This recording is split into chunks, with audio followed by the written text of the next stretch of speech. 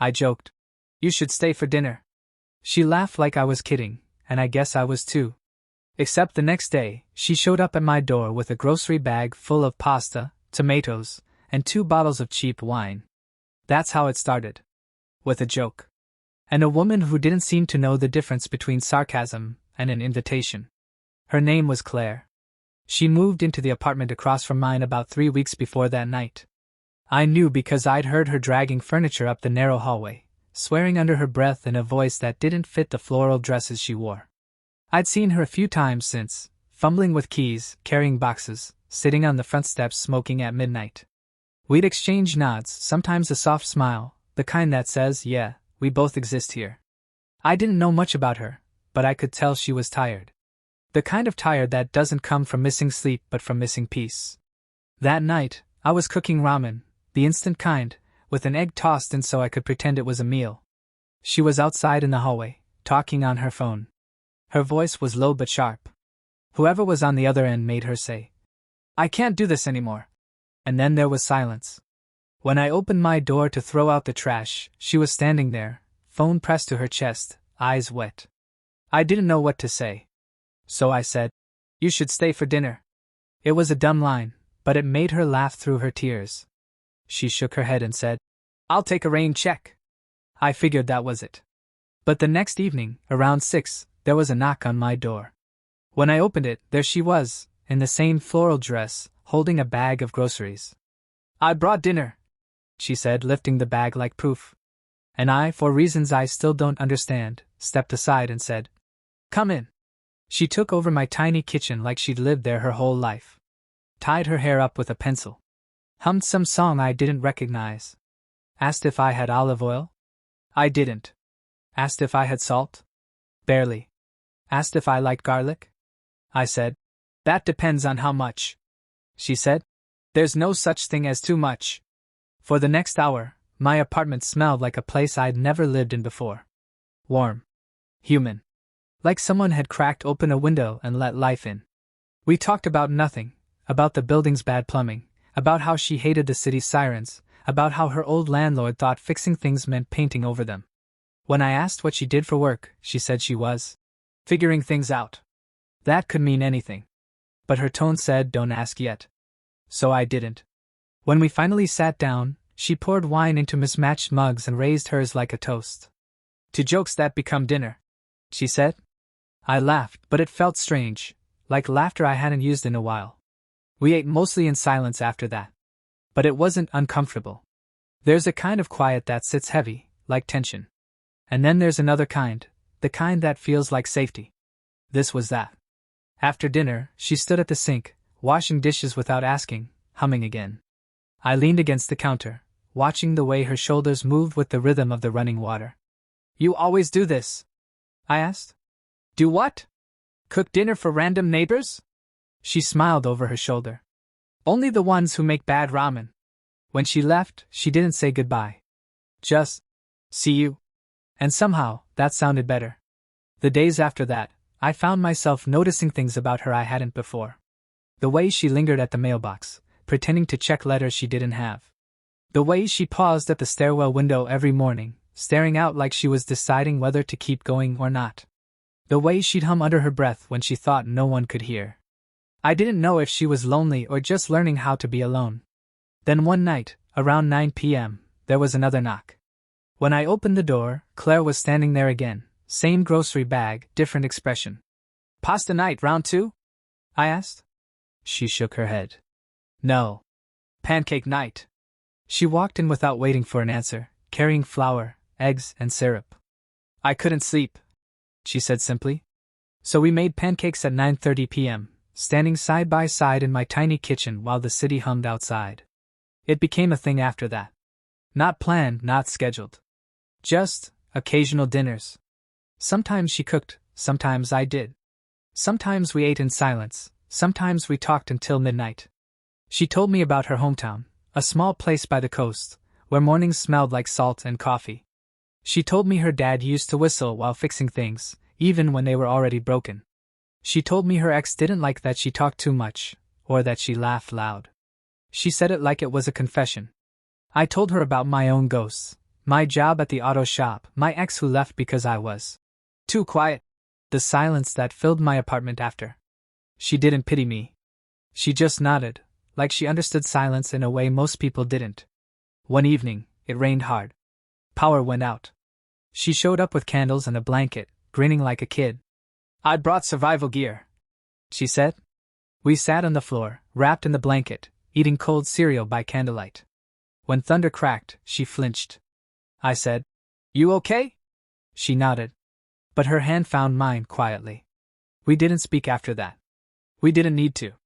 Days turned into weeks, and what started as a joke became a rhythm. She'd show up at my door with groceries, or leftovers, or sometimes nothing at all. Sometimes she'd just sit, watching the rain, and say, "It's quieter here." I didn't know what to call it, whatever this was. It wasn't dating. It wasn't friendship, exactly. It was something softer. Something that didn't need a name. But I knew this. When she wasn't around, the apartment felt wrong. Like a song missing a note you didn't realize mattered until it was gone. Then one night she didn't come. I waited. I even checked the hallway once, pretending to take out the trash. Her door was closed. The next morning, I saw a note slipped under mine. It said, "Had to go home for a bit. Don't wait up." See. I told myself it was fine. People leave. That's what they do. But when I made ramen that night, it tasted like cardboard again. 3 days passed before I heard from her again. No knock. No hum in the hallway. No faint sound of a kettle from across the thin wall that separated our kitchens. By the 4th night, I caught myself standing at my window, watching the street below like it might give me answers. Rain streaked down the glass, turning the city lights into blurry smudges. I told myself I was being ridiculous. People go away. They come back. But she'd slipped a note that said "Don't wait up." And somehow, that felt like something only someone planning not to return would write. I tried to busy myself. Fixed a loose cupboard door.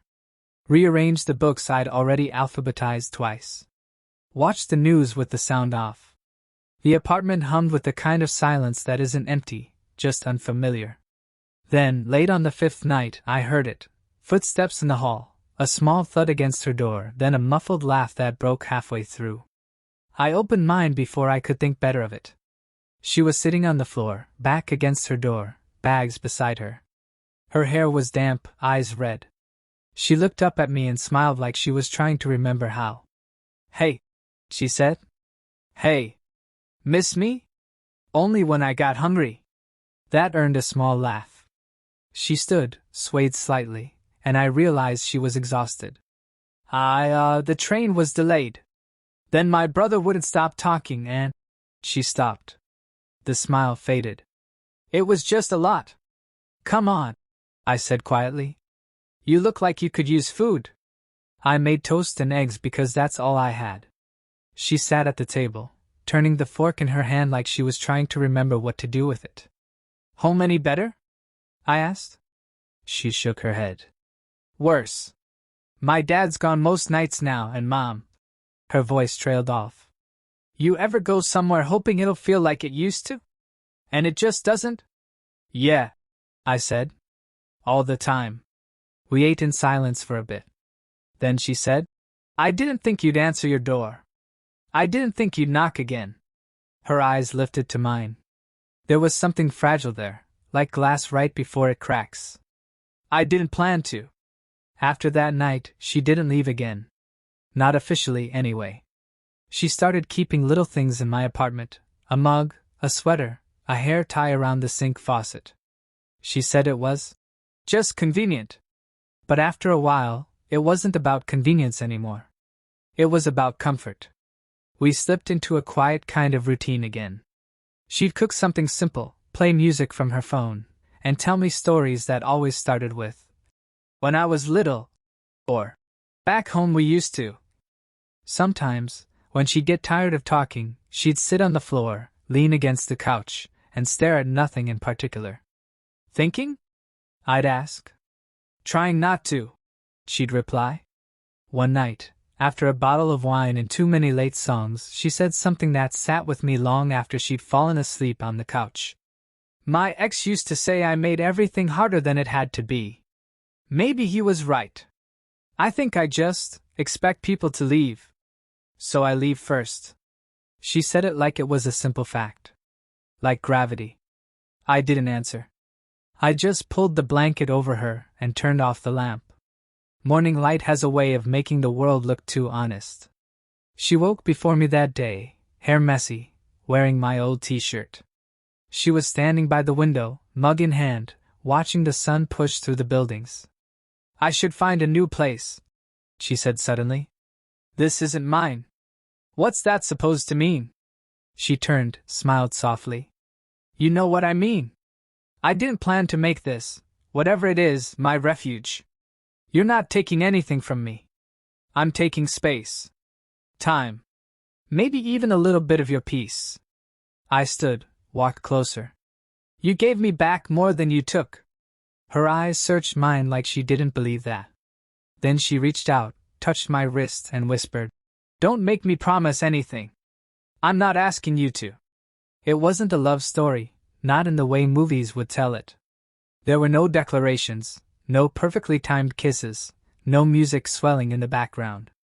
There was just presence. Two people who, somehow, made the quiet less unbearable. But some nights, when the world outside dimmed to a hum, she'd rest her head against my shoulder and say, This feels too safe. I don't trust safe things. I'd answer, Maybe safe isn't a trap. Maybe it's rest. And she'd smile in that sad way that says she understood but couldn't quite believe it. Then came the envelope. It showed up in her mailbox, stamped from her old city. She found it one evening when we came home from the store. I could tell by the way she froze, the way her knuckles went white around the paper.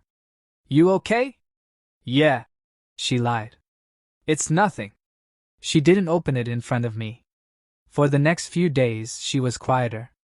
Still cooked, still smiled, but something was missing, that hum she carried, that spark. Finally, on the third night, she handed me the open letter. It was from her ex. A few lines, nothing poetic. Just, hope you're doing better. I'm sorry for how things ended. If you ever want to talk, you know where I am. I read it twice, then handed it back. What do you want to do about it? She shrugged. Burn it? Frame it? Pretend it never came? What do you want to do?